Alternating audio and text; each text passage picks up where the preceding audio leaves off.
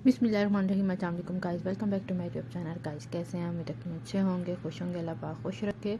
So viewers, आज भी Ali pharmacy life line पे बहुत ही ज़बरदस्त इंफॉर्मेटिव वीडियो लेकर आई हूँ।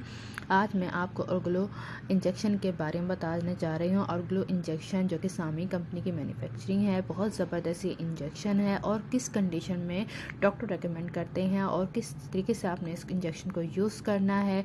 लेकिन कुछ भी यूज़ करने से पहले कुछ भी मेडिसिन है या इंजेक्शन है, एक दफ़ा अपने डॉक्टर से ज़रूर हिदायत लें। कुछ भी ऐसी मेडिसिन जो भी आप यूज़ कर रहे हैं, एक दफ़ा आप अपने डॉक्टर से ज़रूर मशवरा लें। सो व्यूअर्स, मैं आज आपको इस इंजेक्शन के बेनिफिट्स एंड साइड इफ़ेक्ट बताने जा रही हूँ। इसको यूज़ किया जाता है मैदे में अगर आपके पेन है, और आंतों में इन्फेक्शन है, गुर्दे में पेन है, और इसके अलावा जैसे प्रेगनेंसी में पेन हो जाता है, अक्सर प्रीमेच्योर डिलीवरी का खदशा होता है, तो उस कंडीशन में भी आप इस इंजेक्शन को यूज़ कर सकते हैं।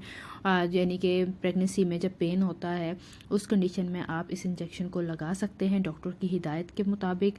व्यूअर्स, इसके अलावा ये इंजेक्शन बहुत ज़बरदस्त है। इसको आप एक लगवा सकते हैं और इसको 3 दिन 5 दिन आप यूज़ कर सकते हैं इस इंजेक्शन को। बाकी आपके जिस तरह आपके डॉक्टर आपको हिदायत देते हैं उस हिसाब से यूज़ करें।